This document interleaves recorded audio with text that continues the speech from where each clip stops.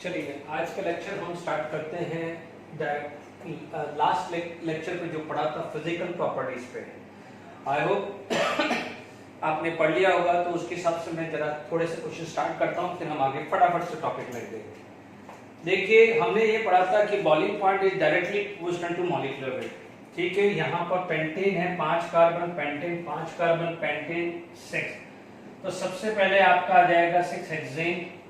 ठीक है, तो boiling point is directly proportional to molecular weight and boiling point is inversely proportional to number of branching. No branching, 1 branching, 2 branching। तो इसके बाद हमारा आ जाएगा पेंटेन, देन आपका आ जाएगा आइसोपेंटेन, देन आपका आ जाएगा नियोपेंटेन। तो this is the final order for boiling point. ठीक है, यदि यहाँ पर आप बात करें तो हेक्सेन हेक्सेन हेक्सेन, और ये भी हेक्सेन ही है क्योंकि ब्यूटेन और मिथाइल। आप देखेंगे तो यहाँ पर ये 6 कार्बन है, यहाँ पर एक ब्रांचिंग मान लीजिए, यहाँ पर नियो हेक्सेन में आप ये आ जाएगा and this is the structure of this. तो आप देख लीजिएगा यहाँ पर देखेंगे तो यहाँ पर ब्रांचिंग सबसे ज्यादा मानी जाती है। इन दोनों में दो ब्रांचिंग है, but this is going to be uniform. ठीक है, तो ये ज्यादा आएगी। तो सबसे लास्ट आ जाएगा नियोहेक्सेन, उसके बाद 2,3 डाइमिथाइल ब्यूटेन आ जाएगा, उसके बाद आपका आ जाएगा हाइड्रोहेक्सेन, ये लास्ट में normal hexane. This is the order. ठीक है, तो ये बिल्कुल समझ में आ गया है। देखिए ऑक्टेन ऑक्टेन टेट्रामिथाइल ब्यूटेन, तो ये भी ऑक्टेन हुआ, नॉर्मल ब्यूटेन। तो नॉर्मल ब्यूटेन का बॉइलिंग पॉइंट क्या होता है? कम होता है। क्यों? क्योंकि इसका मॉलिक्यूलर मास सबसे कम है। अब आप देखो सबसे जो कम आ जाएगा, फिर आ जाएगा 2,3,3 टेट्रा मिथाइल, क्योंकि जितना ज्यादा ब्रांचिंग होगी उतना क्या है बॉइलिंग पॉइंट लेस होगा। उसके बाद आइसोऑक्टेन आ जाएगा, देन आपका क्या आ जाएगा एन ऑक्टेन आ जाएगा। Is it clear? ये क्वेश्चन आपका बॉइलिंग पॉइंट का है। ठीक है, अब आप देखिए बॉइलिंग पॉइंट है, यदि मैं मेल्टिंग पॉइंट डाल दूं, ठीक है, मेल्टिंग पॉइंट जो होता है no doubt it is directly proportional to molecular weight. यदि यही क्वेश्चन मैं सेकंड बना दूं, मान लीजिए मेरे पास ये क्वेश्चन सेकंड आ जाए और यहां पर आ जाए मेल्टिंग पॉइंट। ठीक है, तो ध्यान दीजिएगा खासकर सेकेंड मेल्टिंग पॉइंट, तो जहां मॉलिक्यूलर वेट है तो वहां कोई दिक्कत नहीं है। This is clear to all of you. But ध्यान दीजिएगा जहां पर वेट सेम आता है, जहां वेट सेम आता है तो पैकिंग एफिशिएंसी पे चला जाता है। देखिए हमने कर्व बनाया तो वैसे ही बनाया था, इंक्रीजिंग ऑर्डर में ही मेल्टिंग पॉइंट का कर्व था, इसलिए उसमें भी melting point is directly proportional to molecular weight, वो भी क्लियर होगा। बट साथ में क्या लिखा था मैंने इस एरिया पे कि melting point is directly proportional to packing efficiency. यदि मॉलिक्यूलर वेट सेम आ गया तो फिर क्या करोगे? तो अब आप देख लीजिए पैकिंग एफिशिएंसी किसकी ज्यादा होती है? पैकिंग एफिशिएंसी जिसकी ज्यादा होती है जो सिमेट्रिकल ज्यादा होता है। तो आप देखेंगे यदि ये स्ट्रक्चर आ जाएगा, ठीक है, तो आप देखेंगे आप इसके बाद आपका आएगा neopentane. This is going to be a neopentane and this is going to be a neopentane, उसके बाद आएगा पेंटेन और उसके बाद आइसो आएगा, उसके बाद आएगा आइसो। ठीक है, ध्यान दीजिएगा ये जो है दिस 3 फैक्टर, ये तो मॉलिक्यूलर वेट पे आया है, this factor is depend upon packing efficiency and packing efficiency melting point directly proportional to packing efficiency and packing efficiency directly proportional to symmetry of molecule. जितना ज्यादा सिमेट्रिकल मॉलिक्यूल्स होगा उतना अच्छा होगा। तो क्लियर? अब आप देखेंगे यहां पर भी, यहां पर आप देखेंगे यदि मान लीजिए ये 3 का पूछा होता ऑर्डर, चलो नॉर्मल ब्यूटेन है तो पीछे ही चला जाता, तो इन तीनों का पूछा होता। ठीक है, तो देखिए इसका मॉलिक्यूलर वेट ज्यादा है, उसके बाद एन ऑक्टेन आ जाता, उसके बाद आइसो ऑक्टेन आ जाता, और यदि देखा जाए तो नॉर्मल ब्यूटेन का सबसे कम होता क्योंकि इसका मॉलिक्यूलर वेट सबसे कम है, मॉलिक्यूलर वेट कम है। तो पहला आएगा मॉलिक्यूलर वेट, उसके बाद पैकिंग एफिशिएंसी आएगा। तो क्लियर? देखते हैं यहां पर भी यदि हमारा यहां आता, ठीक है। तो हमारे देखिए it is about to be, देखिए सबसे पहले नियोहेक्सेन आ जाता, उसके बाद 2 3, सबसे सिमेट्रिकल आता 2 3। देखो ये अज्यूम कर रहा हूं, ऐसा कोई बुक में नहीं मिलता है, बट मैं मेरे हिसाब से बात कर रहा हूं, क्योंकि 2 3 डायमीथाइल सबसे ज्यादा सिमेट्रिकल है इन चारों में, ठीक है। उसके बाद है नियोहेक्सेन, उसके बाद नॉर्मल हेक्सेन एंड आइसो तो सबसे पीछे भेज दो। देखो ये तो ऑर्डर आपको पता ही हो जाना चाहिए, क्लियर। वो तो तीनों में ही लगने वाला है। आई होप ये समझ में आ गया। कल को यहाँ पर प्रोपेन आ जाता, उसके पीछे इथेन आ जाता और वो आता, ठीक है। देखिए ये चीज आपका मेल्टिंग पॉइंट और बॉइलिंग पॉइंट का क्लियर हो गया। ध्यान दीजिएगा यदि क्वेश्चन डेंसिटी पे आता, किस पे क्वेश्चन आता, डेंसिटी, तो ध्यान दीजिए डेंसिटी के अंदर सिर्फ और सिर्फ मॉलिक्यूलर वेट चेक करना है। क्या चेक करना है बच्चों, मॉलिक्यूलर वेट, ठीक है। तो हम लोग यहां पर सिर्फ और सिर्फ मॉलिक्यूलर वेट की बात करेंगे if it is a matter of density.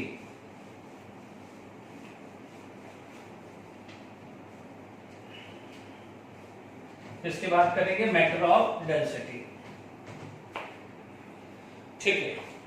अब आप मान लीजिए मैटर ऑफ डेंसिटी की बात करें, नेक्स्ट क्वेश्चंस कर लेते हैं। मान लीजिए लास्ट क्लास में ही मैंने कराया था कि मान लीजिए मेरे पास कोई क्वेश्चंस मैंने दे दिया है, और मान लीजिए मैंने जान करके ये C14 या स्टार लगा दिया है ना। याद करिए ब्रोमीन वाला लिया था ना, ब्रोमीन की जगह क्लोरीन ले रहा हूं, है ना, क्योंकि मेजो वेजो भी चेक कर लेते हैं। क्या चेक कर लेते हैं, मेजो, क्योंकि अपन ने डायस्टोनोमर लास्ट क्लास में चेक किया था, एनेंटियोमर यानी रसमिक चेक किया था। मैं ये कुछ जान करके डाल रहा हूं कि मैं मेजो चेक करना चाहता हूं, ठीक है। अब आप देखो मान लीजिए मेरे पास यहां पर Cl2H न्यू आ गया, या सनलाइट ले लिया या यूवी रे ले लिया, कुछ भी ले लीजिए, कोई तकलीफ नहीं है, ठीक है। अटैक कहां जाना है, 2 डिग्री, बार बार बोल बोल अब सोचना ही नहीं है। अब देखिए यहां पर आपके पास स्ट्रक्चर क्या आएगा, देखिए ये आपके पास स्टार लिख दें, स्टार लिख दें, इसका मतलब इसका कॉन्फ़िगरेशन चेंज नहीं होगा। अब आप देखिए यहां पर आपके पास यदि इस टाइप का स्ट्रक्चर बनाते हैं, कोशिश करते हैं एक रफली मैं स्ट्रक्चर बना देता हूं,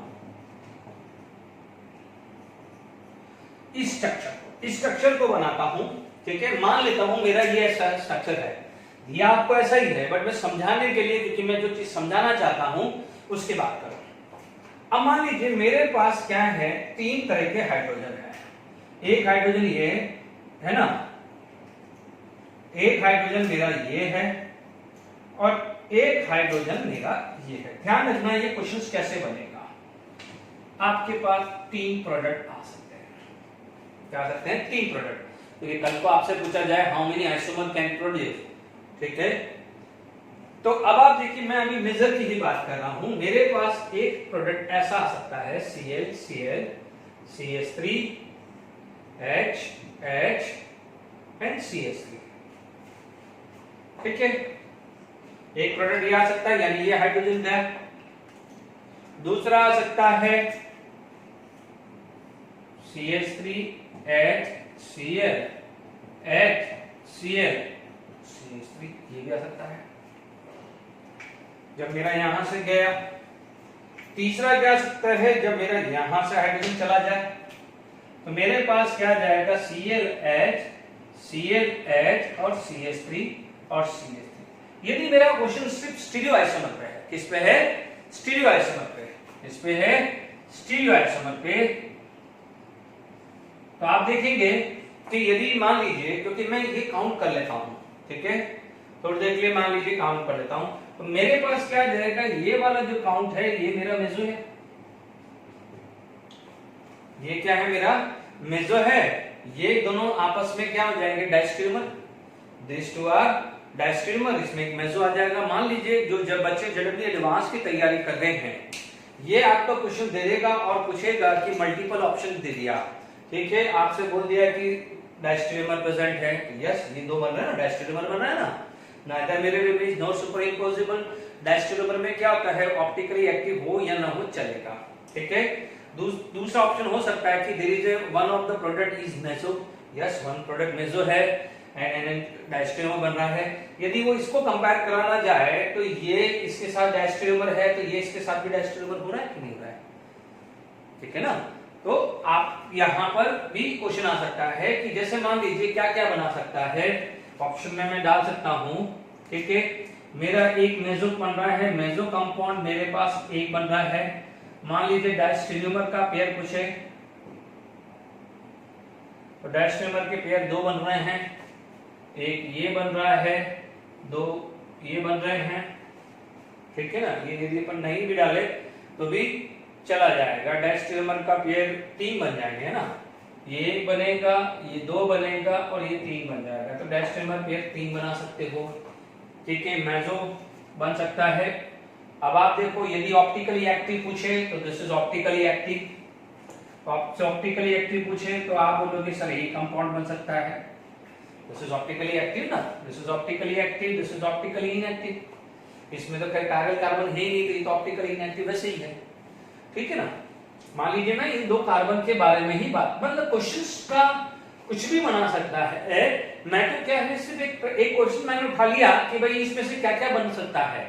मान लीजिए यहां पर कुछ दे दिया है कि यहां पर ये क्वेश्चन दे दिया तो आपके पास मल्टीपल ऑप्शन दे दिए, तो इसमें 4-5 ऐसे ऑप्शन दे दिए जिसमें ABCD भी राइट हो सकता है, ABC मल्टीपल ऑप्शन हो तो क्या कर सकते हो। तो मैं सारा क्वेश्चन है, आई होप समझ में आ गया है। यहां अटैक करेगा तो ये बनेगा, यहां अटैक करेगा तो ये दो चांसेस है। आप डायस्टेरियोमर पेयर करेंगे तो ये दोनों डायस्टेरियोमर पेयर है, ये आया तो तीन बन गए। दिस इज ऑप्टिकली एक्टिव तो एक है, मेसो भी क्या है एक है, ऐसा बन सकता है, ठीक है। देखो ऑप्टिकली इनएक्टिव क्यों नहीं डाला, क्योंकि यहां पर भी अटैक कर सकता था, यहां भी अटैक कर सकता था, तो बहुत सारे यहां बना, यहां लगाओ तो अलग अलग काउंट होगा क्योंकि यहां पर Cl आ चुका है, ठीक है। तो ये चीज का ध्यान रखना है, ओके। तो क्या क्वेश्चन आ रहा है वो डिपेंड करेगा। मैं तो अभी क्या है मेरा टारगेट था ये क्वेश्चन लेने का कि मेरे को समझाना था कि मेसो बनेगा कि नहीं बनेगा, तो मैंने क्वेश्चन स्टार्ट किया था मेसो के लिए, ठीक है। तो मेसो के साथ मुझे बहुत सारी चीजें और मिल गई है, ठीक है। तो आप ध्यान दीजिएगा। अब आप देखिए यदि यही क्वेश्चंस मान लीजिए यहां पर इसी क्वेश्चंस के अंदर मैंने ड्यूटेरियम लगा दिया, ठीक है। यही क्वेश्चंस मैंने डाल दिया और ऑप्टिकली एक्टिव है। ध्यान रखना कल को ये क्वेश्चंस ऐसा दे देते हैं तो मेक श्योर 1 डिग्री पे मत लगाइएगा।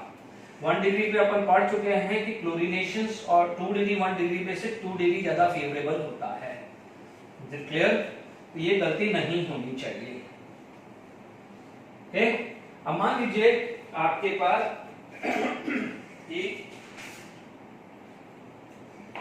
ये क्वेश्चंस आपके मिलते हैं। मान लीजिए यहां मैंने ड्यूटेरियम लगा दिया, यहां थोड़ा सा चेंज कर लेते हैं, ठीक है। अब मान लीजिए मेरे पास क्लोरीनेशंस किया, HCl सनलाइट ले लिया या ब्रोमिनेशन कर लिया, ठीक है। बहुत सारी चीजें आ सकती है, एक हाइड्रोजन यहां जा सकता है, तो आप क्या बोलोगे HCl CH3 H C2H5 बन सकता है ये, ठीक है। हमें 2 डिग्री पे ही बात कर रहे हैं।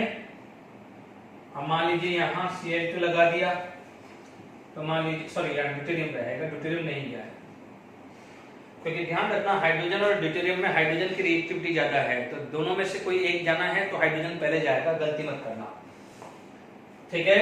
ये ड्यूटेरियम है, यहां सच रहा तो Cl यहां लग गया तो ये CH3 C2H5 आ गया, ठीक है। और क्या हो सकता है, एक और ये भी आ सकता है कि आपके पास ये ड्यूटेरियम HCH3 ये और H यहां लग जाए, Cl यहां लग जाए तो C2H5 है ना। तो ये तीनों पॉसिबिलिटी है कि नहीं है। तो जब ये तीनों पॉसिबिलिटी है तो हमने तीनों स्ट्रक्चर बना दिए हैं, क्लियर, ओके। एक तो ये बन सकता है, तो ये तीन ये बना दिए मैंने। मान लीजिए इस एक और प्रैक्टिस के लिए डाल देता हूं कि सपोज इसमें से एक चेंज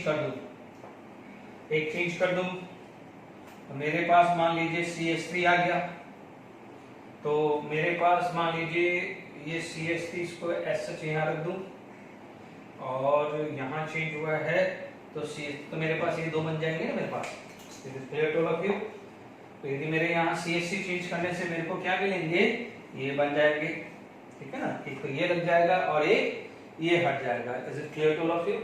तो आपके पास ये स्ट्रक्चर बना सकते हो, ठीक है। तो यहाँ पर यदि इस टाइप का क्वेश्चन दे तो आपसे क्वेश्चन क्या क्या बना सकते हो, मान लीजिए आपसे मल्टीपल, हालांकि देखो इसको अपन फ्री रेडिकल है तो उल्टा भी आ सकता है, तो वो कोई दिक्कत नहीं है, बट मान लीजिए क्या क्या बन सकते हैं मैंने बताया, मतलब इसका प्लस तो करना ही है, करना है, ध्यान रखना कि भाई जैसे यहाँ है, क्योंकि देखो इसमें क्या है कि वो हाइड्रोजन था, देखो गलती मत करना, जैसे ये स्ट्रक्चर है तो ये स्ट्रक्चर के अंदर क्या है, ये दोनों अलग अलग है, तो यहाँ पर ही जाएगा, वहां पर जो पहले अपन कर रहे थे वो CH2 था, वो क्या था CH2, तो इधर वाला भी H जा सकता था, इधर वाला भी H जा सकता है, जबकि यहाँ पर H फिक्स है, the position of H is fix, तो क्या है यहाँ पर ज्योमेट्री फिक्स ही बनने वाली है। तो ये जो आपस में क्या है, आपसे यदि क्वेश्चन पूछ ले कि ये बना क्या है, तो नो डाउट ये आपका ऑप्टिकल आइसोमर है, this is also optical isomer, ठीक है, बट इन दोनों का कोई लेना देना नहीं है, ठीक है, इनको दोनों को डायस्टेरियोमर बोल सकते हो, क्यों, क्योंकि इन दोनों का मॉलिक्यूलर फॉर्मूला सेम है, ठीक है, इन दोनों का मॉलिक्यूलर फॉर्मूला सेम है, ये ऑप्टिकली एक्टिव है, ये ऑप्टिकली एक्टिव है, मॉलिक्यूलर फॉर्मूला सेम है, ठीक है, इसमें ही ध्यान रखो। सबको यहाँ पर पूछ ले इन दोनों की प्रॉपर्टीज अलग आएगी, क्योंकि ये क्या है 2 क्लोरो है, तो ये कितना आ जाएगा 3 क्लोरो आएगा कि नहीं आएगा, इज इट क्लियर? तो ये यदि मान लो कल को ऑप्शन में दे दे डायस्टेरियोमर, तो यस डायस्टेरियोमर टिक कर देना, अदरवाइज पोजीशन आइसोमर बोले तो पोजीशन आइसोमर भी टिक कर सकते हैं, ठीक है, पर दोनों ऑप्टिकली एक्टिव है, एक हाइड्रोजन यहाँ लगाया तो ये यहाँ से निकाला तो ये बना है, इज इट क्लियर?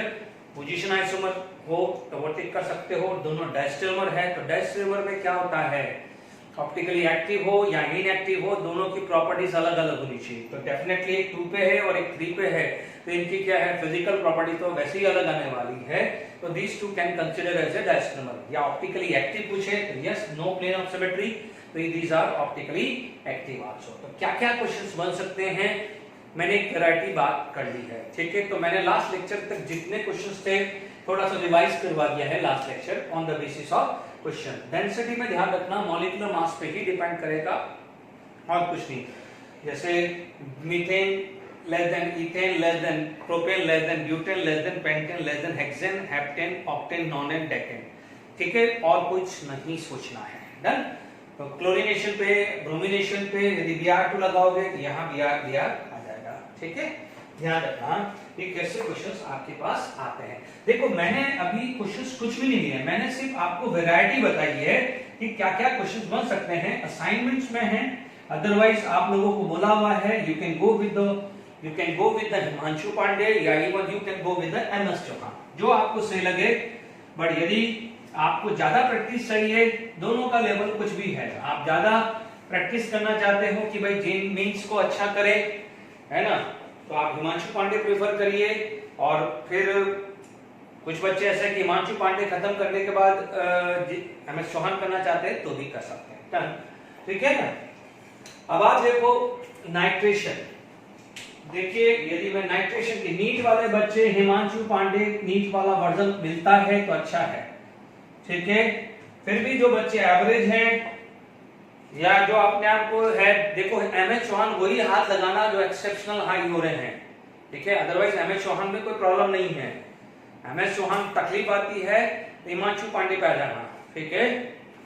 अब देखिए यहां पर आपके पास बात करें नाइट्रेशन, नेक्स्ट सेकंड आ जाएगा नाइट्रेशन, बिल्कुल सिंपल है, फटाफट इसको वर्कआउट करते हैं।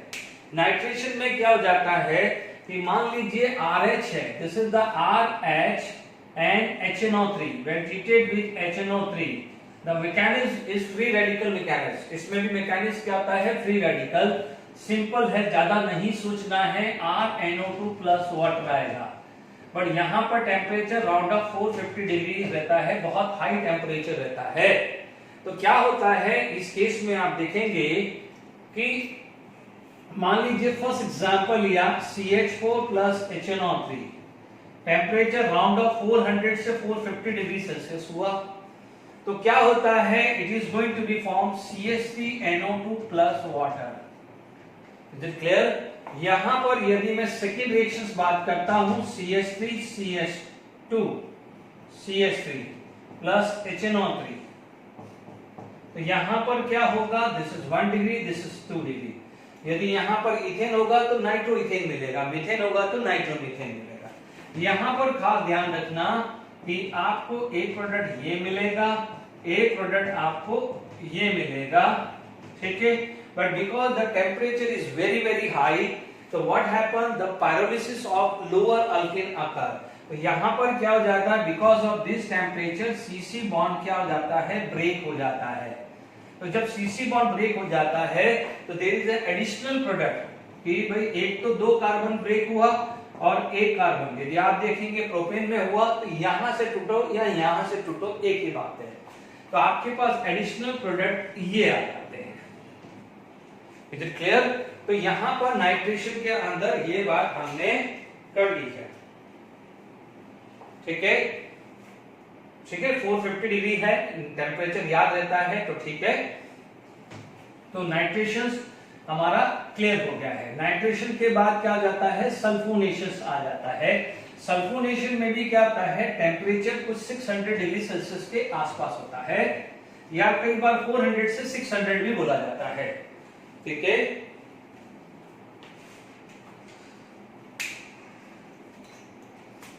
सल्फोनेशन क्या आता है, सल्फोनेशन। सल्फोनेशन में भी क्या हो जाएगा, सिर्फ यहां RH प्लस H2SO4, ठीक है, यहां पर RH plus H2SO4। Is it clear? तो यहां पर आपके पास क्या आया है, H2O निकल गया है, यहां से क्या निकल गया है, H2O निकल गया है। आपको क्या मिल जाएगा, RSO3H, जिसको अपन बोलते हैं alkyl sulphonic acid, methane sulphonic acid, ethane sulphonic acid, propane sulphonic acid, ठीक है। यहां पर एक चीज का नोट कर देना कि ये जो स्टार्ट होता है, ये सल्फोनेशन जो स्टार्ट होता है वो हेक्सेन से होता है, नॉर्मल हेक्सेन से स्टार्ट होता है, यानी इसका टेम्परेचर इतना ज्यादा होता है कि it will start from normal hexane. यानी आप हीट कर दो, टेम्परेचर नहीं भी याद रहेगा तो चलेगा। यहां पर आप देखेंगे तो C6H12 plus H2SO4 and higher temperature लिया है round of 400 to 600 degree Celsius के अराउंड। टेम्परेचर का कोई प्रॉब्लम नहीं है, तो आपको क्या जाएगा, C6H13SO3H मिलेगा। यानी आप इसको बोल सकते हैं hexane sulphonic acid plus water, ठीक है। बिल्कुल सिंपल है, ज्यादा इसमें बात नहीं करनी है, ठीक है। यहां पर एक रिएक्शन जो आती है which is known as Reed reaction, ठीक है। रीड रिएक्शन में क्या होता है, RH plus S plus Cl2 in presence of H3, ये बनाता है RSO2Cl plus HCl, simple. And this product is used for the preparation of detergent. यानी क्या है, RSO2Cl is a initiator to prepare a detergent, क्योंकि जो detergent होता है it is the higher fatty acid. Higher fatty acid का मतलब जिसका मॉलिक्यूलर मास ज्यादा होता है, वो कार्बोक्सिलिक एसिड भी हो सकता है या सल्फोनिक एसिड भी हो सकता है, ये चीज का ध्यान रखना। यानी this part is for the going for the preparation of detergent, ठीक है। आपको ज्यादा इसके अंदर में बहुत ज्यादा नहीं बात करूं तो मैकेनिज्म की बात करूं तो ध्यान दीजिए, RH प्लस SO2Cl2। तो सबसे पहले क्या होगा, Cl2 की क्या होती है, डिसोसिएशन एनर्जी कम होती है, एक्टिवेशन एनर्जी, तो सबसे पहले Cl2 टूट जाएगा। क्या टूट जाएगा, Cl2 पढ़ा चुके हैं। तो it is going to be convert into क्या बनेगा, Cl फ्री रेडिकल और Cl फ्री रेडिकल, और आपको पता है ये SO2 है और ये चीज आ जाती है। तो सबसे पहले आपको क्या बन जाएगा, ये जब कंबाइन होगा तो आपको क्या मिलेगा, SSOCl free radical plus Cl free radical, done. अब आप देखो ये वाला चीज आ गई है, ठीक है, ये ऐसा बन गया है। एंड यहां पर आगे RH plus SO2Cl free radical are going to be form RSO2Cl plus H free radical and by product क्या बन जाएगा आपका HCl and this product ये जो है ये डिटर्जेंट बनाने के काम आता है। इस रिएक्शंस को क्या बोलते हैं? Read reaction. ठीक है, ओके। तो यहां पर आपके पास सल्फोनेशंस क्लियर हो गया है, रीड रिएक्शंस भी क्लियर हो गया है। ठीक है, अच्छा देखिए, यदि मैं जो बच्चे जो भी डिफरेंट रेफरेंस बुक कर रहे हैं, सपोज आपके पास कोई भी अच्छे क्वेश्चंस जो हैं वो आप देख लीजिएगा। जैसे मान लीजिए इसमें हमारे पास आ गया है, जैसे 4 था ना, ये फिर बात करते हैं। मान लीजिए आइसोमराइजेशन रिएक्शन। बच्चों इसके अंदर देखो, मैंने सल्फोनेशन हो, नाइट्रेशन हो या आइसोमराइजेशन, टेम्परेचर नहीं याद है तो कोई बात नहीं, मैं डेल्टा लिख देता हूं। ठीक है ना, टेम्परेचर याद रखने की जरूरत नहीं है कि कुछ ऐसा 300 डिग्री सेल्सियस होता है, बट टेम्परेचर याद रहे तो ठीक है, नहीं तो वहां कोई प्रॉब्लम नहीं। CH3 CH2 CH2 CH3, यदि आपने डाल दिया AlCl3 प्लस HCl, कुछ नहीं है, ये क्या था? Normal butane. नॉर्मल ब्यूटेन को यहां पर राउंड ऑफ 300 डिग्री सेल्सियस ले लो। नहीं याद रहता तो डेल्टा याद रखो, कोई टेंशन नहीं। इसको देखते ही पता चल जाएगा कि this is going to be form isomer. ये क्या है? आइसोमर बन जाएगा। इसे बोलते हैं आइसोब्यूटेन। क्या बोलते हैं? आइसोब्यूटेन। ठीक है, मान लीजिए यहां पर आपके पास पेंटेन आ गया है, नॉर्मल पेंटेन। बच्चों यदि ये दिया हो और ये है तो ये बन जाएगा, ये ऐसा इंटरचेंज होता रहेगा, कोई प्रॉब्लम नहीं है। सेम आपने डाल दिया तो एक तो बन सकता है आइसो,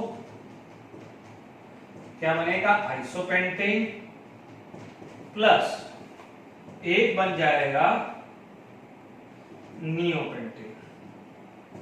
क्या बन जाएगा? नियोपेंटेन। क्लियर? मान लीजिए कल को 1% चांसेस ये है कि इन दोनों में से कोई पूछ ले, तो ध्यान रखना जो सिमेट्रिकल ज्यादा होता है वो स्टेबल होता है। Is it clear? तो ध्यान दीजिए, इन दोनों में से मेजर या माइनर पूछ ले, वैसे 99% नहीं पूछेगा तो फिर नियोपेंटेन डाल देना, क्योंकि सिमेट्रिकल है ना, तो ये स्टेबल ज्यादा होगा। ठीक है, आप ये चीज का ध्यान रखना। ठीक है, तो आइसोमराइजेशन भी हमारा क्लियर हो गया है। ओके, अब आप देखिए यहां पर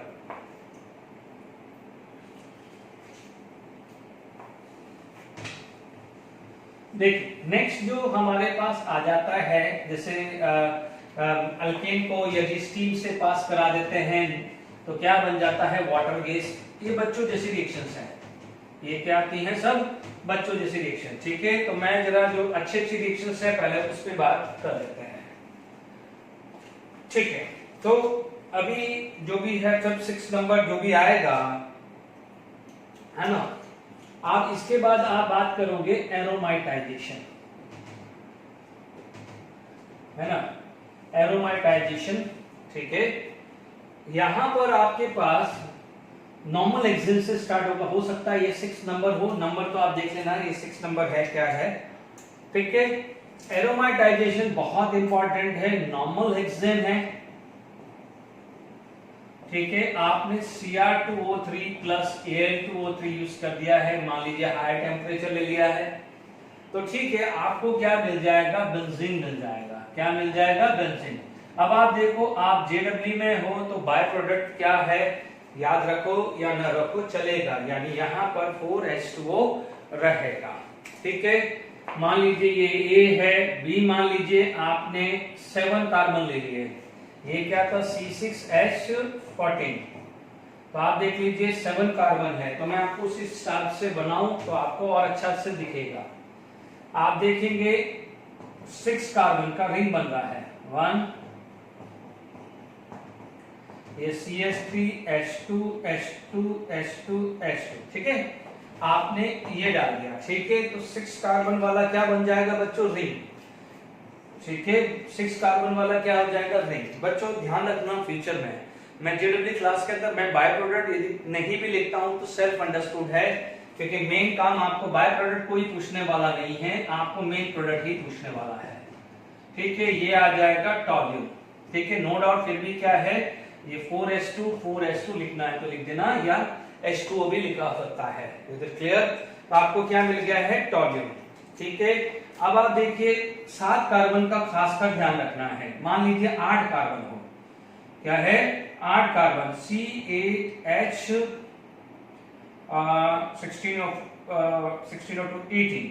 यदि ये है तो ध्यान दीजिए, यदि ये 6 कार्बन है तो 2 कार्बन ऐसे आ सकते हैं, तो इसका मतलब एक चांसेस आपका आ जाएगा इथाइल बेंजीन। क्या आ जाएगा?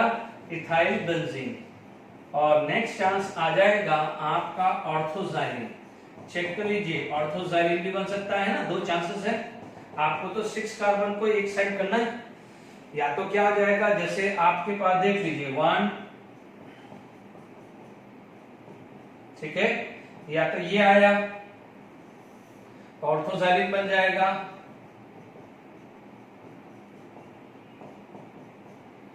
ठीक है, ये आया तो इथाइलिन आ जाएगा। मान लीजिए इन दोनों में से मेजर माइनर चाहिए, मेजर माइनर चाहिए, तो this is 2 alpha, here it is 6 alpha. Major मांग ले तो मेजर आपका आ जाएगा ऑर्थोजाइलिन। ठीक है, ऑर्थोजाइलिन आ जाएगा। आई होप समझ में आ रहा है। ठीक है, अब आप देखो इसी के अंदर देखिए, ये 6 कार्बन है, एक भी रुकिएगा, मार्कर थोड़ा प्रॉब्लम आ रही, मार्कर देखिए, यदि आपके पास ये C हो गया है, अब हम देखिए इसके अंदर D और E कर लेते हैं। ठीक है ना, अब बन गया ना ये बच्चों। तो अब आप देखिए यहां पर मान लीजिए C है, मैंने यहां पर D ले लिया। अब आप देखो D में क्या हुआ, यहां पर एक ब्रांचिंग मैंने लगा दी, ठीक है, या 2 ब्रांचिंग लगा दी, तो आप देखेंगे कि मेरे को क्या है, मेटा आ जाएगा और पैरा। ठीक है, तो आप उससे से भी वर्क कर सकते हैं।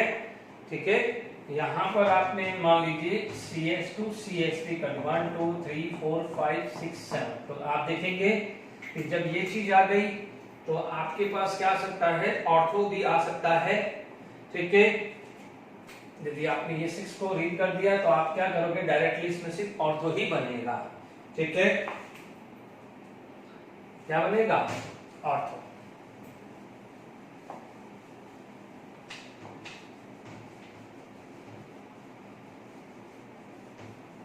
देखिए, आप देखिएगा, अब देखो बहुत सारे हैं आपके पास सामने, ये मैं हर बार नहीं बना रहा हूं। देखो बच्चों, आपके पास ये है, ठीक है, आपने यहां लगाया या यहां लगाया, यदि यहां लगाया तो नॉर्मल क्या बन गया, ऑक्टेन। यदि यहां लगाया तो आपको क्या मिल जाएगा, ऑर्थो। यहां लगाया तो आपको क्या मिल जाएगा, मेटा। यहां लगाया तो आपको क्या मिल जाएगा, पैरा। यदि ये हुआ तो 1 2 3, तो आप क्या बोलोगे, 3 मिथाइल। देख लीजिए ये ना 1 2 3, तो यदि यहां पर आपके पास आया तो ये CH3 बन गया। ठीक है, यदि यही चीज ऐसा होता, यदि मैं यहां पर ही लगा देता ये वाला, ठीक है, ये आपका CH3 यहां होता, ये H2 ये H2 ये H3 ये H3 H2 H2, मान लीजिए ये E है, तो अब आप देखो ये इधर वाला फिर आप घर पे सॉल्व कर देना अभी, है ना, फिर एक ही प्रोफाइल बार बार कर रहे हैं अपन, तो आपको क्या मिल जाएगा, CH3 CH3। ठीक है, ध्यान दीजिएगा, ये वाला जो स्ट्रक्चर है, ठीक है,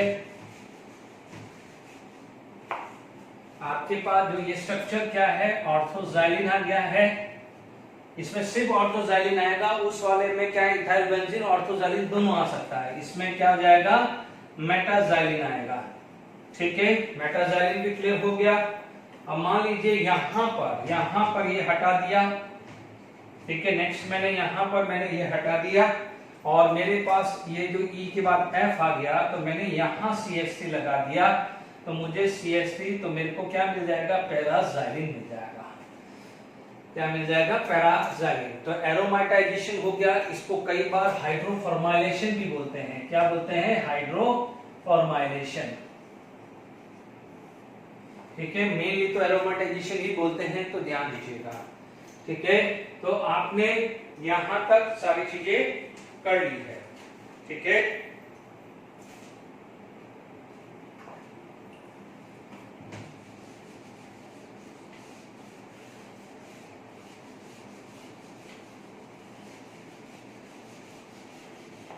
अब देखिए इसके बाद बात देखो, अब जो मेन थी वो सारी खत्म हो गई है। अब देखो जो मेन जो रिएक्शंस है वो सारी हमने कंप्लीट कर ली है, ठीक है। अब मान लीजिए एक और कर लेते, 6 के बाद 7 आ गया है, तो ये अल्काइलेशंस ऑफ अल्कीन। हालांकि ये अपन अल्कीन में भी डालते तो भी हमारा काम हो जाता, यदि ये रिएक्शंस को मैं अल्कीन में भी लेता तो भी हो जाता, बट कोई बात नहीं, हम अल्काइलेशंस ऑफ अल्कीन करते हैं। मान लीजिए ये कैसे होता है, CH3CH3H, एंड मान लीजिए आपके पास CH3 डबल बॉन्ड CH2 है। Is it clear to all of you? Okay, यहां पर आपके पास, आपको पता है ये 3 डिग्री, ये 2 डिग्री आया है। Is it clear? Okay, 3 degree 2 degree, sorry हाँ 3 डिग्री 1 डिग्री है। ओके, यहां मैंने गलत लिख दिया है। आप कुछ नहीं है, ये तोड़ो, ये एक पार्ट इधर लगेगा, दूसरा पार्ट यहां लगेगा, कुछ कोई खास फर्क नहीं है। Is it clear to all of you? Okay, आप देख लीजिए यहां पर अपन क्या करते हैं, 3 डिग्री और ये क्या है 1 डिग्री। आपको पता है 3 degree carbocation is more stable, 3 degree carbocation is more stable, क्योंकि यहां पर मीडियम क्या होता है, एसिडिक। तो देखिए इसका यदि मैकेनिज्म देखना हो तो आप क्या बोलोगे, यहां पर आपने H+ आयन डाला, ये पाई बॉन्ड टूटा, तो this is going to be a carbocation. क्या बन रहा है, कार्बोकैटायन, ठीक है। अब आप देखो यहां से ये बॉन्ड टूटेगा तो ये प्लस ये माइनस बनेगा, तो व्हाट हैपन, ये चीज ऐसा आया है, तो this is going to be attack, ठीक है। तो अपने पास इस तरह का स्ट्रक्चर आ जाएगा। नहीं गलत हो रहा है थोड़ा, ये गलत हो रहा है, नहीं हाइड्राइड होगा, मैं उल्टा कर रहा हूं। ये H+ हुआ है, ठीक है ना, ये H+ हुआ, कार्बोकैटायन बना है, this is going to be attack.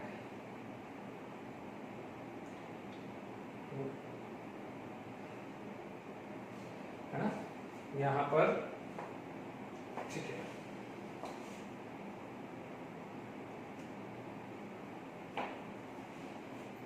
ये H+ हुआ, ये माइनस हुआ, का अटैक हो रहा है ना यहाँ पर, यदि ये माइनस हुआ है, देखिए इसमें बहुत कंट्रोवर्शियल चीज है, क्योंकि H+ आयन आप डालते हो, नहीं मैं गलत कर रहा हूँ, H+ आयन नहीं डलेगा, डलना तो चाहिए, क्योंकि यहाँ पर ये आया C and C, how it is possible, ये आएगा 1 डिग्री, क्योंकि ये प्लस आएगा, क्योंकि कार्बोकैटायन, सॉरी उल्टा कर रहा हूं मैं, ये गलत हो गया है मेरे से, ठीक है, ये गलत हो गया क्योंकि ये 3 कार्बन आयन बना दिया मैंने, सॉरी ये गलत है। देखिए यहां पर अपना ये नहीं बनेगा, क्योंकि मैं 3 carbocation ion is more unstable. तो आप देख लीजिए यहां पर आप ज्यादा मत सोचिए इसको, ठीक है, ये मैकेनिज्म नहीं भी समझ में आए, छोड़ो, ये कार्बोकैटायन बना दो, ये माइनस आ जाए, ठीक है। तो आप देखेंगे ये आया, ये प्लस ये माइनस बना दिया, कौन सा, ये पाई बॉन्ड, ये मैंने बना दिया, छोड़ दीजिए ये मैकेनिज्म को, छोड़ दीजिए ये, ठीक है ना। हालांकि मैं मैकेनिज्म से भी बता दूंगा, आप बेफिक्र रहिए, क्योंकि इसके अंदर 3 रिएक्शंस होती है, 3 स्टेप होगी, सॉरी।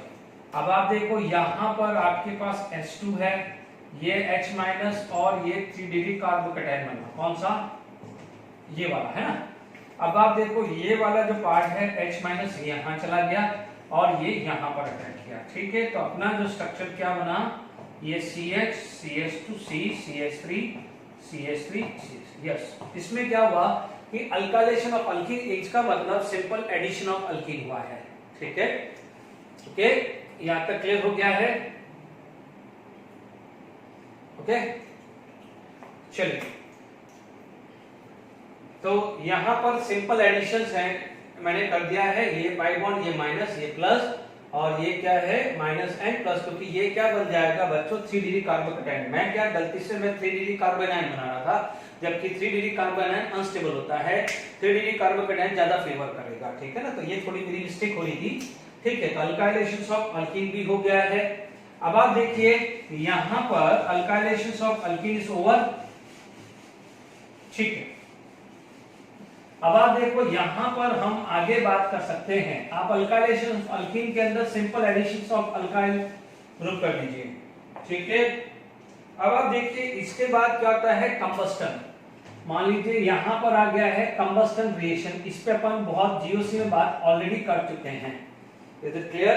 कंबस्टन की बात करें तो सिर्फ मैं लिख रहा हूं, हमारे को पता है CxHy plus O2 give XCO2 plus Y/2 H2O आएगा। Is it clear? तो आपके पास क्या आ जाएगा यहां पर X प्लस Y/4 आ जाएगा। Is it clear? ओके। अब आप देखिए यहां पर मान लीजिए हीट ऑफ कंबस्टन की बात करें तो it is directly proportional to number of carbon, ठीक है। यदि सेकेंड बात करें, यदि number of heat is directly proportional to number of hydrogen, but ये कब? If carbon is same, if carbon is same, because यहां पर आपको पता है कि heat of combustion is always be negative, यानी एक्सोथर्मिक, इज एक्सोथर्मिक, ठीक है। मान लीजिए यहां पर ये जीओसी में ऑलरेडी कर चुका हूं, इसलिए फटाफट से इससे करें। मान लीजिए हीट ऑफ कंबस्टन का ऑर्डर बात करें तो CH4 C2H6 C3H8 C4H10, तो this is the order of heat of combustion, ठीक है। मान लीजिए आपके पास C2H6 है, C2H4 है, C2H2 है, number of carbon are same, तो आप क्या जाएगा? This is the order of heat of hydrogenation. मान लीजिए आपके पास ऐसा स्ट्रक्चर है और आपके पास ये स्ट्रक्चर है, ठीक है। आप दोनों में कार्बन सेम है, दोनों में हाइड्रोजन सेम है, ठीक है। आपको पता है दिस इज मोर स्टेबल क्योंकि सिमेट्रिकल है, तो आपको पता है जो जितना स्टेबल होता है वो रिएक्टिव कम होता है, तो उसका हीट ऑफ कंबस्टन क्या होगा? कम होगा। तो this is the order of heat of combustion. Is it clear? ये ध्यान रखना है क्योंकि ब्रांचिंग में भी आएगा, यानी आप इतना समझ लीजिए कि जितना ब्रांचिंग होगा उतना हीट ऑफ कंबस्टन क्या है? कम होगा, ठीक है। अब मान लीजिए ये मैंने आपको चीजें कराई है, चलिए यहां पर हमने क्वेश्चंस लिख दिए हैं, फटाफट टाइम वेस्ट ना हो। Order of heat of combustion की बात करें तो ध्यान दीजिए ये 5 कार्बन है, ठीक है। These are the 5 carbon, these are the 6 carbon, but इसके अंदर ये नॉर्मल है, ये ब्रांचिंग है, तो क्या हो जाएगा? सबसे ज्यादा क्या है? नॉर्मल हेक्सेन, उसके बाद आ जाएगा न्यू हेक्सेन, क्योंकि जितना ज्यादा ब्रांचिंग होगी उतना स्टेबल होगा, उतना हीट ऑफ कंबस्टन कम होगा। तो आप चाहो तो तीसरा लिख सकते हो, heat of combustion is inversely proportional to number of branching, ठीक है। जितना ब्रांचिंग ज्यादा होगा उतना हीट ऑफ कंबस्टन कम होगा। आप देख सकते हो यहाँ नॉर्मल पेंटेन आ जाएगा, उसके बाद आइसोपेंटेन, उसके बाद न्यू। Is it clear?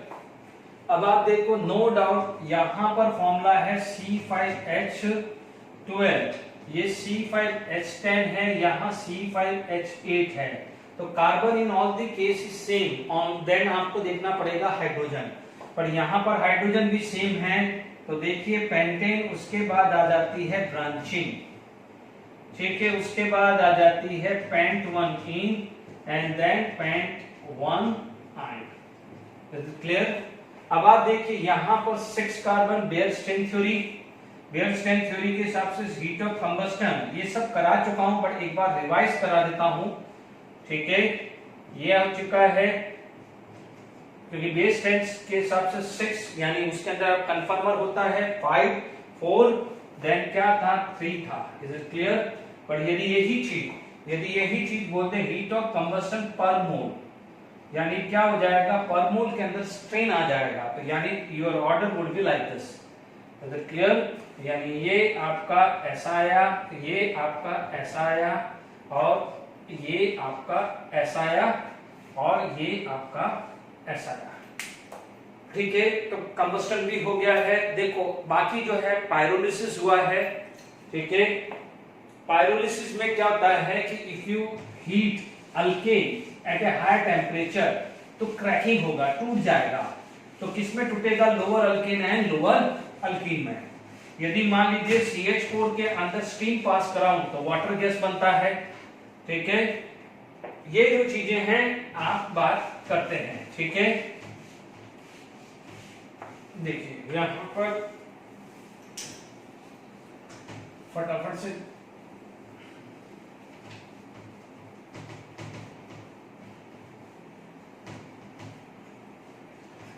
देखिए, इसके बाद आप मान लीजिए जो भी 8 के 9 नंबर जो भी है, मान लीजिए CH4 plus H2O in presence of निकल कुछ 1000 डिग्री सेल्सियस होता है लगभग, तो आपको क्या मिलता है? CO plus H2। ये क्या होता है बच्चों? स्टीम होता है। ये हमने प्रिपरेशन ऑफ हाइड्रोजन में भी पढ़ा, NCERT डायरेक्ट चीज आ जाती है। ठीक है, तो ये आ जाएगा water gas, this is called a water gas. ठीक है, इसके बाद मान लीजिए आपके बाद आ जाता है पायरोलिसिस या क्रैकिंग। क्रैकिंग तोड़ना, यानी क्या हुआ कि आपके पास CH3 CH2 CH3 है। मान लीजिए आपने हीट किया, वेरी हाई टेम्परेचर पे हीट किया है, तो क्या होगा? This is going to be form CH3 CH double bond CH2 plus hydrogen. या तो यहां से हाइड्रोजन निकल जाएगा या आपके पास क्या मिलेगा? Lower alkane and alkene. Is it clear? तो this is known as pyrolysis. क्या होता है? पायरोलिसिस। आप देख सकते हैं यहां से हाइड्रोजन निकल जाएगा तो प्रोपीन बनेगा, या यहां से टूटा तो CH4 एंड दिस होगा, यानी यहां पर आपको क्या मिलेगा? लोअर अल्कीन एंड अल्केन मिलने वाला है। ठीक है, एक जो आता है, जो नंबर आता है ऑक्टेन नंबर। बच्चों एक ऑक्टेन नंबर एक रेफरेंस है। एक ऑक्टेन नंबर क्या है? एक रेफरेंस है। सपोज मान लीजिए आप पेट्रोल है, पेट्रोल डालते हैं, ठीक है, इंजन में, इंजन चलता है, ठीक है, तो क्या होता है? उस इंजन के अंदर नॉकिंग होती है, यानी वो डिस्टरबेंस ही हुआ है। तो वहां पर क्या करते हैं? We are going to add, जैसे हमने पढ़ा था कि नॉकिंग को रिड्यूस करने के लिए TeL डाल देते हैं। ठीक है, tetraethyllead, it is just like is anti knocking agent. तो सिमिलरली यहाँ पर भी एक हाइड्रोकार्बन आप डाल सकते हो, यानी जो हायर अल्केन, जो ब्रांच हायर अल्केन है, वो यदि पेट्रोल के साथ आप ऐड करते हैं तो वो क्या करता है? नॉकिंग को रिड्यूस करता है। क्या करता है? नॉकिंग को रिड्यूस करते हैं। ठीक है, तो अब आप देखो क्या it is the reference to reduce the knocking, इसीलिए वहां पर इसका नाम दे दिया है ऑक्टेन नंबर, क्योंकि ऑक्टेन से ही आया है। यहां पर एक स्ट्रक्चर होता है, this is the structure of isooctane, this is the structure of isooctane. ठीक है, तो आइसोऑक्टेन का ऑक्टेन नंबर 100 माना जाता है, और जो नॉर्मल ऑक्टेन है, यानी नॉर्मल ऑक्टेन है, उसका ऑक्टेन नंबर माना जाता है 0। क्या माना जाता है? 0। इसका मतलब जितना ज्यादा आइसो ऑक्टेन होगा उतना अच्छा क्या है? इंजन वर्क करेगा, क्योंकि वो नॉकिंग को रिड्यूस करेगा। तो octane number is a reference, octane number is reference for a anti knocking agent, यानी जो नॉकिंग को रिड्यूस करे। मान लीजिए एग्जांपल आपके पास क्या है? ऑक्टेन नंबर मान लीजिए 70 आया। क्या आया? ऑक्टेन नंबर 70 आया, तो आप बोलोगे 70% उसके अंदर आइसो ऑक्टेन है और 30% उसके अंदर क्या है? नॉर्मल ऑक्टेन है। 80 आया तो ये 80 और ये 20 आएगा, 60 आया तो ये 60-40 होगा। ठीक है, तो octane number is a reference है ये फॉर एंटी नॉकिंग एजेंट। तो iso octane can act is the best anti knocking agent, और उसको एक स्टैंडर्ड ले लिया है और उसको ऑक्टेन नंबर की वैल्यू क्या डाल दिया है? 100। Is it clear? तो यहां पर हमारे पास जो भी प्रिपरेशन था वो मैंने आपको खत्म कर दिया है। अब मैं कुछ क्वेश्चंस में और ले लेता हूं, तो आपको क्या है कि कुछ एक ऐसे मल्टीपल क्वेश्चंस ले लेता हूं जो आपको पूरा का पूरा अल्केन की केमिकल प्रॉपर्टीज या जो भी प्रिपरेशन है वो रिवाइज हो जाए। ठीक है, मैं क्वेश्चन लिखता हूं। चलिए मैं रिवीजन कोशिश कर रहा हूँ कि यहाँ पर कुछ रिवीजन हो जाए। ठीक है, तो पहले क्वेश्चंस बना के लिख दिए तो आपका काम हो जाए। देखिए ब्रोमिनेशंस हैं, ठीक है, CH3 ब्रोमिनेशन, तो फटाफट से आपका ये Br आ गया है। CH3 MgBr आ जाएगा तो बन जाएगा CH3 CH2 CH3। इधर क्लियर आ गया, यहाँ से आ गया है, ब्रोमिनेशन आया है तो CH3 CH3 Br यहाँ लग जाएगा। एंड यदि कपलिंग हो गया है तो यू नो फ्री रेडिकल यहाँ बनेगा तो CH3 CH3 H H CH3 CH3 H। तो ये D है, ये C है, ये B है और ये A आ गया है। आपको पता है हमने पढ़ा था कि Rx plus 2 Li will give RLi plus LiX। कोरे हाउस सिंथेसिस में पढ़ा था, क्लियर। तो अब आप देखिए यहाँ पर सबसे पहले यहाँ पर आपका A क्या बनेगा, CH3 CH CH3 और Li यहाँ लग गया, ठीक है ना, RLi बन गया। Cu है तो आपने पढ़ा था कि R2Cu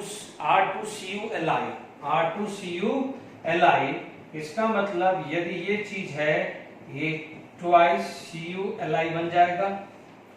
इधर क्लियर। जब R2Cu Li when treated with R dash X तो it is going to be form R dash, ये बनाया था। अब हमारे को C ढूंढना है। अब आप देखो ये वाला जो स्ट्रक्चर है वो तो यहाँ आ चुका है, इज इट क्लियर। इसका मतलब यहाँ पर मैं हेलोजन लगा दूं, यानी मेरे पास ये स्ट्रक्चर में तो कोई प्रॉब्लम नहीं, यहाँ पर कोई हेलोजन लगा दूं तो मेरा काम हो जाएगा, इज इट क्लियर। क्योंकि ये वाला यहाँ से बॉन्ड आया तो ये R2Cu Li when treated with R dash X are going to be form R dash, ये था। तो ये वाला पार्ट यहाँ से हट जाए, यदि ये वाला पार्ट यहाँ से हट जाए तो यहाँ पर क्लोरीन, ब्रोमीन या आयोडीन होगा। तो क्या C था वो निकल गया, this is the C, is it clear. अब आप देखिए यहाँ पर जो C हमारे पास क्लियर हो गया है, ठीक है। तो हमारे पास ABC था। मैंने जो भी कोशिश कर रहा हूं कि क्या क्या रिवीजन हो जाए, ठीक है ना, ये आपका पुराना रिवीजन हो जाए। जैसे आप देखो ये क्या गया है, CH3 CH2 CON, क्योंकि when acid is treated with base are going to be formed salt। Electrolysis, Kolbe's electrolysis क्या था, यहाँ फ्री रेडिकल बना था। तो B क्या हो जाएगा, CH3 CH2 CH2 CH2 CH3, ये B आ जाएगा। ब्रोमिनेशन है तो आप देखिएगा ब्रोमिनेशन में यहाँ पर आप लगाएंगे, देखो ये दोनों सेम हैं तो आपका फाइनल क्या हो जाएगा, CH CH2 CH2 CH3 Br। यहाँ देखो यहाँ भी लगा सकते हैं, बट अभी थोड़ी देर पहले मैंने बताया था जितना सिमेट्रिकल होगा उतना स्टेबल होगा। No doubt this all these are the 2 degree, all these are the 2 degree. तो जितना ज्यादा सिमेट्रिकल होगा उतना क्या है, अच्छा होगा, इज इट क्लियर। तो आप ये भी बना सकते हैं, मान लीजिए मल्टीपल ऑप्शन है तो यहाँ पर भी लग सकता है। तो ये B और C भी क्लियर हो गया है। अच्छा अब आप देखो मैंने यहाँ पर कोलबेस का भी बता दिया है, ठीक है। ब्रोमिनेशंस हम काफी ज्यादा यूज कर रहे हैं, ठीक है। अब आप देखो ये क्वेश्चन बहुत अच्छा क्वेश्चन है, इसको मैं बाद में लेता हूँ। एक IIT एडवांस 2011 का क्वेश्चन लेता हूँ, ठीक है। IIT एडवांस 2011 में ऐसा क्वेश्चन था, ठीक है, और मोनोक्लोरिनेशन करना था। क्या करना था, मोनोक्लोरिनेशन, ठीक है। क्लोरिनेशन, मोनोक्लोरिनेशन का मतलब होता है कि 1 hydrogen is replaced by Cl। अब आप देखोगे कि मोनोक्लोरिनेशन आपको करना है तो अब आप देखिएगा आपके प्रोडक्ट क्या क्या बन सकते हैं, और उसमें पूछा गया है कि नंबर ऑफ प्रोडक्ट इंक्लूडिंग स्टीरियोआइसोमर, ठीक है। तो आपके पास क्या है कि एक तो प्रोडक्ट आपका यहां आ गया, मैं यहां लगाऊं, एक तो मान लीजिए यहां Cl यहां आ गया, दूसरा आपका यहां बच्चों में यहां, ये दोनों सेम है, ये दोनों सेम है, ये दोनों सेम है, इज इट क्लियर। तो ये दो प्रोडक्ट मैंने यहां बनाया। पहले मैं स्टीरियोआइसोमर बाद में देखूं, मैं इसका स्ट्रक्चर बना लेता हूं। कैसे निकालते हैं वो मैं समझा रहा हूं। CH2 CH2 Cl और HCH2CH3, एक तो ये भी हो गया, यहां भी लगा दिया और एक यहां भी लगा दिया।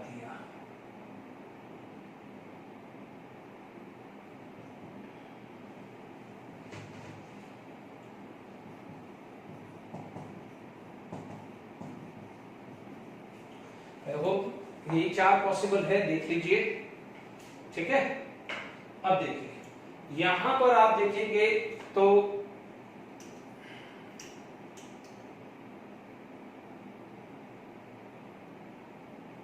ठीक है CH2। अब देखो एक बार यहां लगा दिया, दूसरा यहां लगाया, तीसरा यहां लगाया, 4 लगाया। 4 की सूरत में अब मैं स्टीरियोआइसोमर गिनता हूं। अब आप देखो this is carbon carbon, yes 1 2 sorry ये 2 ये 3 और हाइड्रोजन कायरल है, तो इसका मतलब मैं R+S, मैं एक तरीका है R+S लिखने का तरीका मैं बार बार यूज कर रहा हूं, यानी एक R होगा तो उसका मिरर इमेज S होगा, तो यहां पर मेरा 2 हो गया। ठीक है, अब आप देखो ये कायरल नहीं है, दोनों सेम है, ये दोनों सेम है, तो ये क्या है नॉट कायरल, तो ये एक काउंट होगा, यहां पर 2 काउंट होगा। तो क्लियर। अब आप देखो ये दोनों सेम है, ये दोनों सेम है, तो इसका भी एक काउंट होगा, यानी इसका स्टीरियोआइसोमर नहीं बन सकता। अब आप देखो this is chiral, this is chiral, ध्यान दीजिए this is non symmetrical and, मैंने क्या बताया था मॉलिक्यूल्स को बीच में काट दो, दोनों अलग अलग है, नॉन सिमेट्रिकल एंड। तो नॉन सिमेट्रिकल एंड का क्या होता था 2 की पावर n, तो 2 की पावर 2 इज इक्वल टू 4। ये JEE एडवांस 2011 का क्वेश्चन है, 2011 का क्वेश्चन है। कितना आया 4 4 + 2 6 + 7 and 8, फाइनल आंसर कितना आ जाएगा 8। क्लियर, इंटीजर का क्वेश्चन था ये, देख लीजिए आप देख लीजिए यहाँ पर एक ही कायरल कार्बन है तो एक का फॉर्म R या S है, यहाँ पर ये भी कायरल है ये भी कायरल है और दोनों नॉन सिमेट्रिकल एंड है, तो 2 की पावर 2 आ जाएगा। 4 अकायरल 2, तो ये कैसे करते हैं। ठीक है, कई बार क्वेश्चंस आपके पास ये भी बन जाते हैं। Is it clear. अब आप देखो इसके बाद जैसे ये चीज बेसिक समझ में आ गया, ठीक है, कई बार आपसे ये क्वेश्चन आ जाता है कि एक कंपाउंड का फॉर्मूला दे देगा और आपसे पूछेगा कि इसके एक मोनोक्लोरिनेशंस होता है। जैसे मान लीजिए आपके पास ये देखिए क्वेश्चन देखें, मान लीजिए आपके पास ये स्ट्रक्चर है, ठीक है, आप इसके अंदर मोनोक्लोरिनेशंस करना चाहते हैं। ठीक है, मोनोक्लोरिनेशन का मतलब 1 hydrogen is replaced by Cl, क्योंकि ये चारों एक जैसे ही है, तो इसके पास जो प्रोडक्ट आपको मिलेगा वो एक ही मिलना है, ओनली 1 प्रोडक्ट मिलेगा और कोई नहीं है। मान लीजिए आपके पास ये स्ट्रक्चर है ना, मोनोक्लोरिनेशन किया है, तो आप देख लीजिए दिस टू इज सेम, तो आपका जो स्ट्रक्चर क्या क्या मिलेगा, आपके पास ये स्ट्रक्चर एक तो ये मिलेगा, आपके पास स्ट्रक्चर एक तो ये मिल जाएगा, आपके पास स्ट्रक्चर एक ये मिल जाएगा, इज इट क्लियर, और आपके पास स्ट्रक्चर एक ये मिलेगा। Is it clear to all of you. आप देख लीजिए ये CH3H CH2 CH3 CH3 CH3 H2 CH3,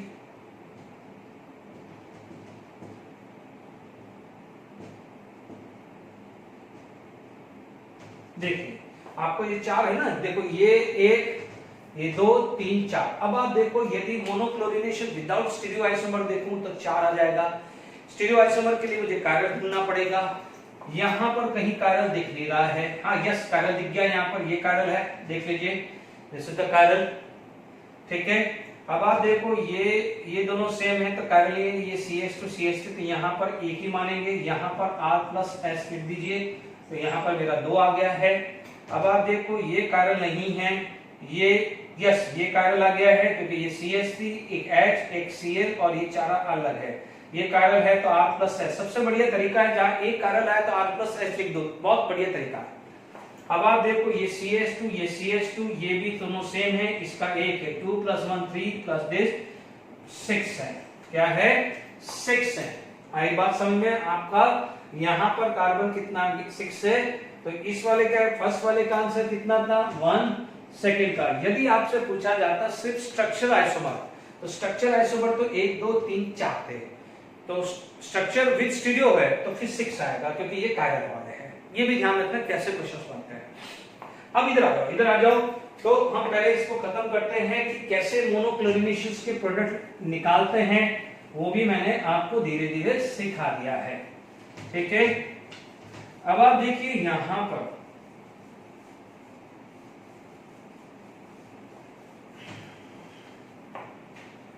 आप देख लीजिए, यहां पर आप देखेंगे कि ये O2 है, तो हो सकता है जिंक अमालगम प्लस HCl देख के ही क्लेमेंशन रिडक्शन याद आ जाएगा।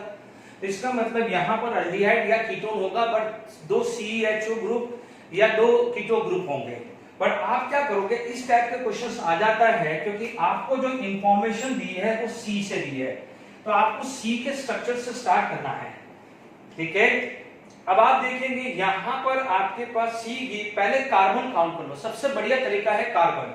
आपको पता है C4H6 है, तो यहां पर 4 कार्बन वाला ही अल्कीन बनना है, क्योंकि यहां पर सिर्फ हाइड्रोजन ऐड करता है, कार्बन ऐड नहीं करता। तो ये जो A है, ये A क्या होगा, C4H10 होगा। A क्या होगा, C4H10 होगा।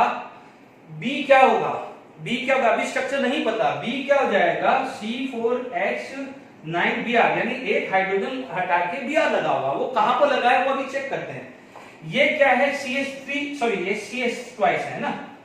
आपने अभी क्या पढ़ा है कि यहां पर ये RH है, तो आप देखिएगा CH3 ट्वाइस CuLi, ये R था R2CuLi, when treated with R-H, so it is going to be form RR-।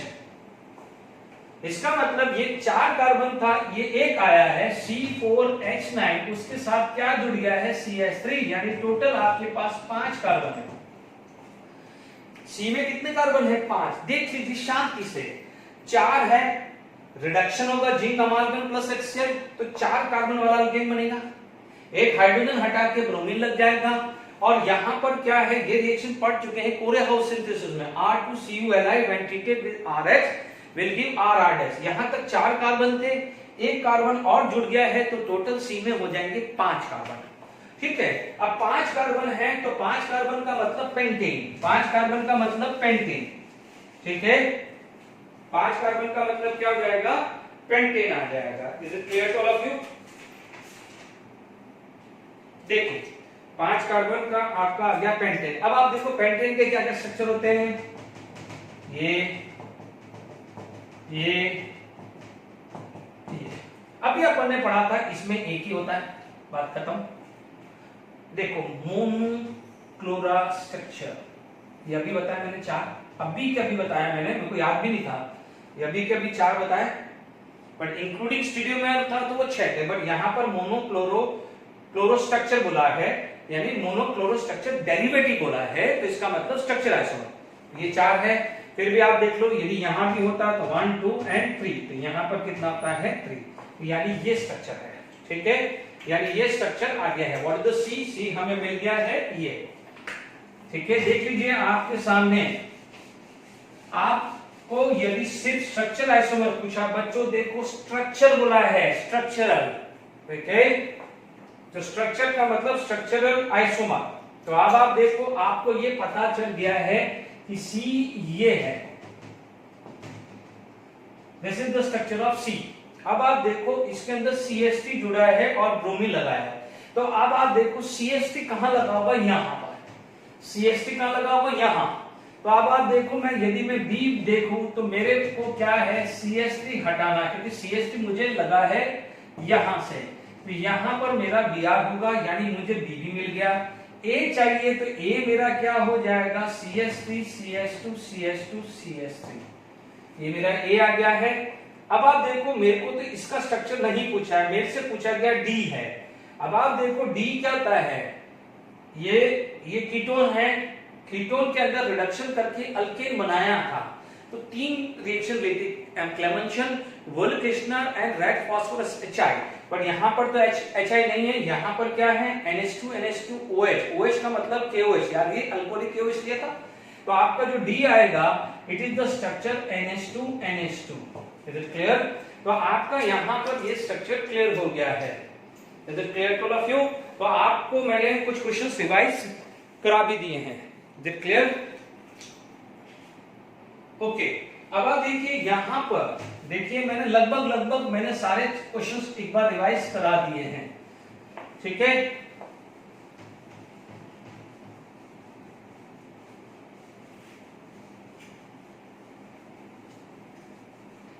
देखिए यहां पर मान लीजिए आपके पास एक क्वेश्चंस करते हैं, फिर वाइंड अप करते हैं, लगभग सारे हो ही गए हैं।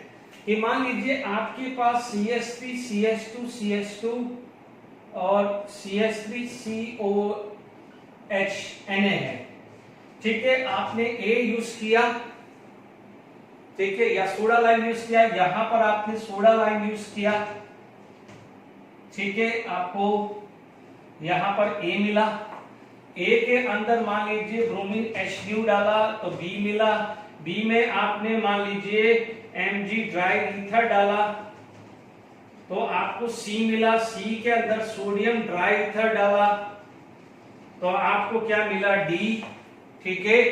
यदि इसके अंदर आपने D2O डाला तो आपको क्या मिला, E मिल गया। Is it clear? ओके। या मान लीजिए मैं यहां पर और कार्बन बढ़ा देता हूं, CH3 CH2 CH2 CH3 CO है ना। मान लीजिए यहां D2 ना डाल के मैं H2 डाल देता हूं, ये E बन गया है। E के अंदर Cr2O3 प्लस Al2O3 डाला तो मेरे को क्या बन गया है, F बन गया है। Is it clear to all of you? अब आप देखिए यहां पर मान लीजिए मेरे पास स्ट्रक्चर आ गया है, ठीक है। यदि मान लीजिए इसमें AlCl3 प्लस HCl डाल दिया है तो यहां पर मेरा G आ गया, ठीक है। और कुछ आ सकता है तो मैं ब्रोमिनेशन भी यूज कर दिया दिस, ठीक है। मैंने लगभग रिएक्शंस करा दी है, ठीक है। आप देख लीजिए ये A है, इसके अंदर मान लीजिए मैंने Zn प्लस HCl डाल दिया तो G और FgH आ जाएगा, है ना। Zn प्लस HCl डाल दिया तो मेरा H आ गया है, ठीक है। अब आप देखो मैंने लगभग कराई दिया है, फिर भी देखिए आप देखेंगे यहां पर डी कार्बोक्सिलेशन हो रहा है। ध्यान दीजिए डी कार्बोक्सिलेशन का मतलब ये उड़ेगा तो ये आपका A आ जाएगा CH3 CH2 CH2 CH2 CH3। इसका मतलब दिस इज डी कार्बोक्सिलेशन, ठीक है। B के अंदर आप A के अंदर ब्रोमिनेशन किया है तो आप बना दीजिए, कहीं भी आप बीच में लगा दीजिए सिमेट्रिकल। तो मैंने यहां पर क्या करा, सिमेट्रिकल लगा दिया, ठीक है। B मेरा यहां पर ये आ गया, डन। मैंने क्योंकि बोला था ना यहां और यहां में सिमेट्रिकल होगा। अब मान लीजिए क्या करा मैंने, C के अंदर B के अंदर गिनार्ड रीजन डाल दिया तो मेरे पास क्या आ जाएगा, C आ जाएगा CH3 CH2 CH2 CH2 CH3 और यहां आ जाएगा MgBr, ठीक है। C के अंदर सोडियम ट्राइथर डाल दिया तो इसका क्या हो जाएगा, कपलिंग। बट बॉन्ड कहां बना है, बी केयरफुल बॉन्ड कहां से बना है, ठीक है। ये CH2 CH3, देखिए ये बॉन्ड यहां बनेगा, देख लीजिए 1 2 3 तो यहां पर 3, ठीक है। 1 2 3 4 और 2 पर, है ना। तो यहां पर भी क्या हो जाएगा, CH, ये C, 1 2 3 4, कितना हो गया, 1 2 3 4 5 6 होना चाहिए, मैंने 7 कर दिए हैं, ठीक है ना। 1 2 3 7 कर दिए, है ना। तो ये CH3 आ जाएगा। तो ये कौन सा हो गया, C। तो C इज क्लियर, D भी क्लियर हो गया, दिस इज D, यहां तक क्लियर हो गया, D यहां तक हो गया, ये हो गया आपका। अब आप देखो मान लीजिए E है, ठीक है। तो मैं D रब कर रहा हूं बच्चों, D खत्म हो गया मेरा। अब आप देखो मेरे पास E चाहिए, मेरे पास D खत्म हो गया, D नोट कर लिया है। अब आप देखो MgBr के अंदर H2 डालोगे तो this is going to be convert into hexane, this is going to be convert into hexane. तो आपका E आ जाएगा हेक्सेन, ठीक है। अब E के बाद क्या करोगे, एरोमेटाइजेशन। क्या क्या है, E के अंदर हेक्सेन का एरोमेटाइजेशन हुआ तो बेंजीन रिंग आ जाएगी। अभी अपन ने पढ़ा इससे पहले, थोड़ी देर पहले, F आ जाएगा, AlCl3 आ जाएगा। तो नॉर्मल हेक्सेन का आइसोमर बना दीजिए। मान लीजिए आपके पास ये आ गया है, या ये स्ट्रक्चर ऑप्शन में दिया है, या ये दिया हुआ है, तो कुछ भी आप बना सकते हो जो ऑप्शन में दिया है। तो दिस इज द स्ट्रक्चर, ये भी अपन ने पढ़ लिया है, ठीक है। तो ये आइसोमराइजेशन हो गया। ये आपका एरोमेटाइजेशन हो गया गिरनार्ड रिएजेंट का वाटर के साथ, दिस इज वुड रिएक्शन। गिरनार्ड रिएजेंट कैसे हुए, हेलोजिनेशन क्या है, डीकार्बोक्सिलेशन हो गया, इससे पहले इलेक्ट्रोलिसिस हो गया है, लगभग आ गया है। ये देखो GHCl रिडक्शन, तो आप देखेंगे यहां पर B में H2 डालूं तो B में डालूं H2 तो मेरा H क्या बन जाएगा, H क्या बन जाएगा, CH3 CH2 CH2 CH2 CH3। Is it clear? तो H भी मेरा क्लियर हो गया है। आई बात समझ आपको? तो आई होप मैंने आपको अल्केन का पूरा रिवीजन भी करवा दिया है। बाकी जो चीज क्वेश्चंस है वो आप वर्कशीट असाइनमेंट में कर देना। अल्केन का सब कुछ खत्म हो गया, preparation as well as physical chemical properties. बाकी जो चीज है वो हम असाइनमेंट और टेस्ट से निकालेंगे। Okay, till that thank you very much.